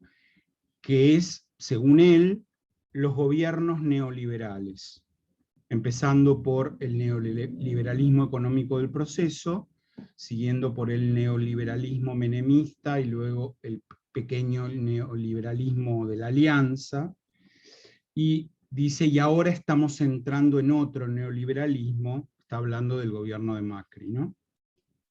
Él dice que esos serían los dos elementos que nos han depositado en la aflicción como país. Yo creo que no le da la bola que le corresponde a la guerra de Malvinas, la menciona también, pero no la ubica en un plano tan importante. Y hace algo que a mí me parece interesante. Él cita 3 textos que dice que serían como la verificación de la aflicción. Todos ellos fueron escritos durante el proceso, ¿no? Menciona un largo poema de Néstor Perlonger que se llama Cadáveres, que es se publicó en 1982, todavía durante la dictadura. En ese poema Perlonger repite hasta el cansancio, no hay cadáveres, ¿no? Están desaparecidos, no hay cadáveres, sigue el poema, no hay cadáveres. Y al final del poema dice, hay cadáveres, ¿no? Termina así el poema. El segundo texto es un texto de Laiseca, de Alberto Laiseca, un cuento que se llama El jardín de los monstruos magnetofónicos, que aparece en un libro de cuentos de Laiseca que se llama Matando enanos a garrotazos, también de 1982, y dice que en ese cuento el tipo se las arregla porque con un alto grado de literalidad explica cómo se planifica el armado de un campo de concentración y la matanza de la gente que está dentro del campo, ¿no? Y que dice, curiosamente, la censura o no se dio cuenta, o no lo vieron, o no se dieron cuenta, pero bueno, en 1982 sale eso. Y después una cosa que a mí me sorprendió y que yo no conocía, tal vez ustedes conozcan el cuento, hay un cuento de Fowell que se llama Los pasajeros del tren de la noche. Son una cantidad de tipos que llegan todos juntos, son soldados, supuestamente vienen de una guerra, y llegan a una ciudad del interior de la Argentina en el medio de la noche. Yo siempre creí que ese cuento tenía que ver, por supuesto, con los soldados que volvieron de Malvinas. Pero Monteleone dice que no, que Fowell escribió ese cuento en 1980, y que lo publicó en un libro de 1982, pero publicado un mes antes de que se declarara la Guerra de Malvinas. Entonces él habla de cómo en esa literatura se pasa directamente a lo profético, ¿no? En ese cuento de Fowell hay una profecía de algo que sucedería unos meses después de junio de 1982. Luego Fowell lo nombra Libertela. Esto no lo traje, este material. Bueno, qué boludo. Y a mí me interesaba que lo nombrara a Héctor Libertela, no a Mauro. Nosotros vamos a leer un libro de Mauro, del hijo. Pero en ese libro de Mauro está Héctor permanentemente, como personaje. Bueno, él cita a Libertela y dice que Libertela cree que hay una imposibilidad de una literatura para el mercado, ¿no? Libertela dice que no existe eso, que no hay una literatura para el mercado, que ahí lo máximo que puede pasar entre un artista y el público es un menudeo, digamos, una devolución económica, en el sentido de que cuanto el autor que escribe para el mercado imite en lo más posible a sus clientes, a los que le compran el libro, bueno, más plata va a ganar, digamos, y más éxito de mercado tendrá, ¿no? Y estaba leyendo en otro lado, espérenme un segundo.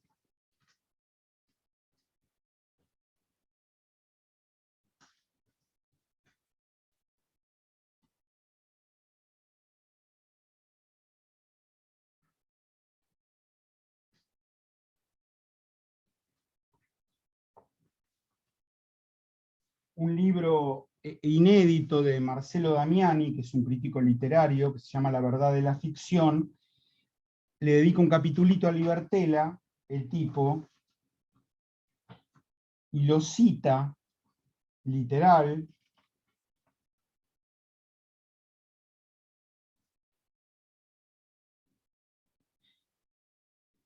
Dice, bueno, la contrapartida de lo antedicho se puede apreciar en otra de esas frases que a Libertela solo le gustaba repetir entre amigos, en la mesa presidencial de su bar favorito, el Varela Varelita de Palermo. Y acá viene la frase de Libertela. Si uno tiene muchos lectores, hay que empezar a desconfiar de lo que está haciendo. Bueno, eso, ¿no? Por supuesto que yo no creo en eso, ya les digo, ¿no? Pero bueno.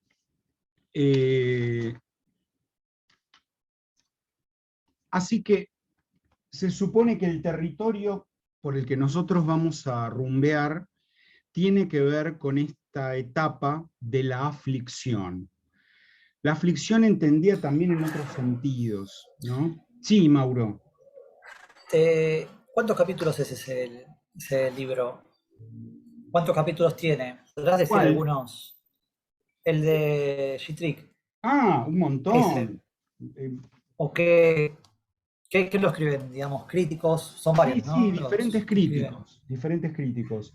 Mirá, hay una primera parte que se llama Memoria del exterminio y relatos de la aflicción, y entonces se habla ahí de literatura y genocidio, visiones y versiones de la dictadura, las postdictaduras, testimonio y militancia, historizar los 70, ensayos y debates de las postdictaduras.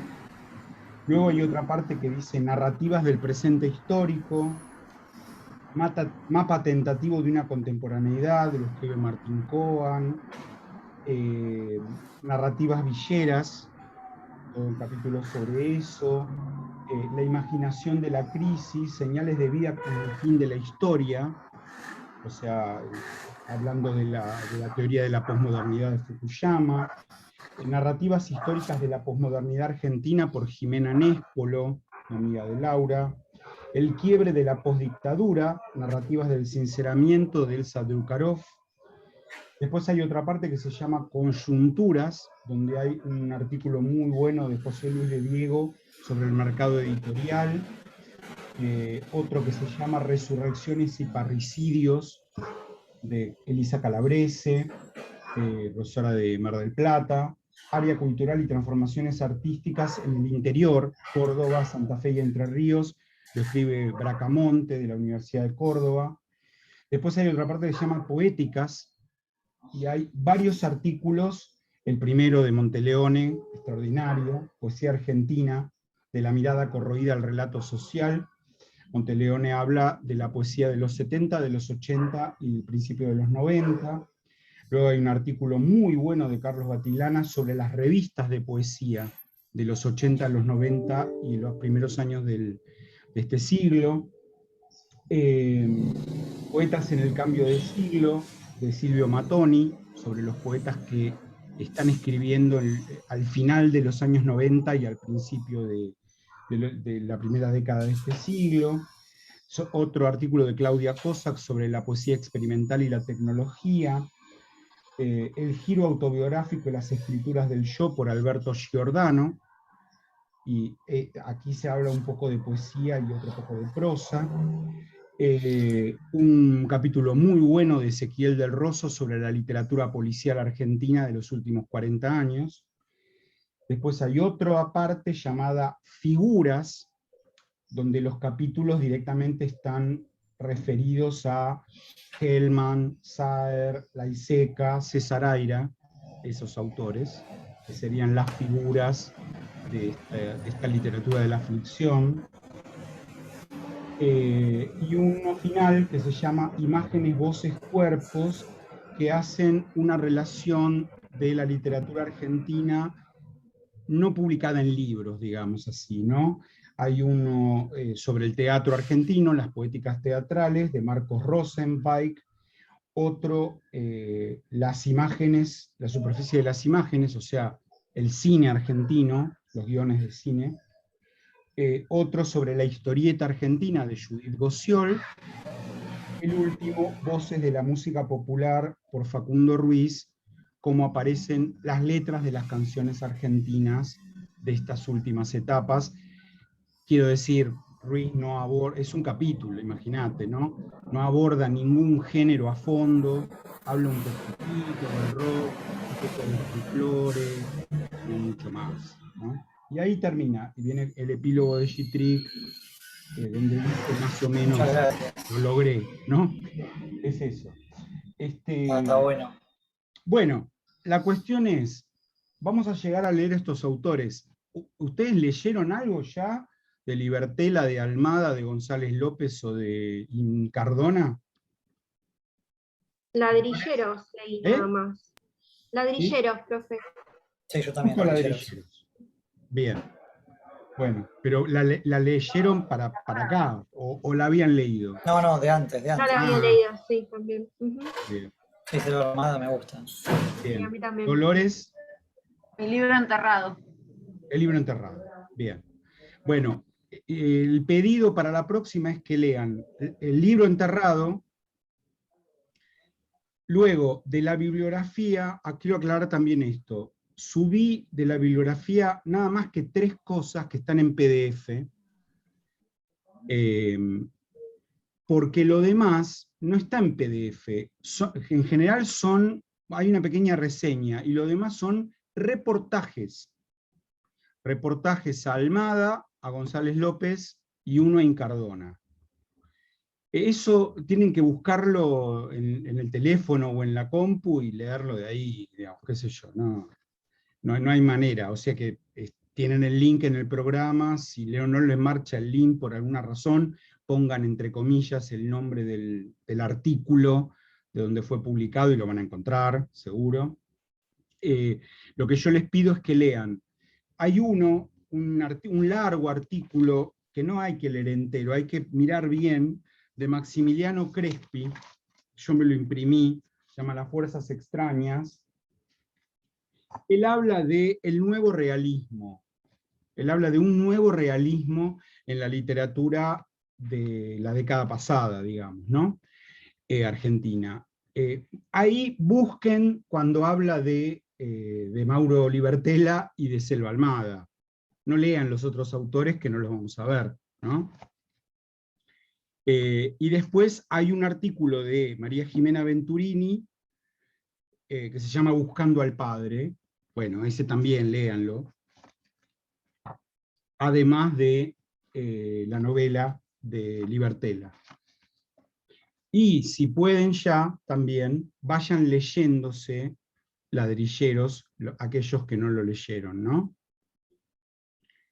Bueno, no, lo que yo había pensado que también que era tirar unos ejes de quién estaba y qué leyó cada uno, bueno, quizá lo podamos hacer en una clase final o en otro momento. Pero porque ya es la hora, son las 8:04 y nuestra carroza se convierte en calabaza, ¿saben? Así que los esperamos el próximo jueves a las 18 horas por este mismo canal. Laura. Bien. Yo, para pasarle, bueno, a Mauro y a todas, el nombre del director de la apuesta de Eva Perón en el Cervantes, Marcial Difonso Bo. Bien. Que bueno, siempre calculo que Alfredo Arias tiene que ver porque es el gran director que hace estas puestas y bueno, tiene que ver por la formación de Marcial con él y además es el sobrino de Facundo Bo, ese que había puesto la Eva Perón del 70. Eso es todo. Bien. Ahora sí, queda en nuestra revista de la programación apuntado el próximo jueves. Listo. Genial. El canal mismo. Bueno, muy rico todo. Les deseo que terminen muy bien la semana y que tengan un gran fin de semana. Y si Dios quiere, nos vemos el jueves. Chao.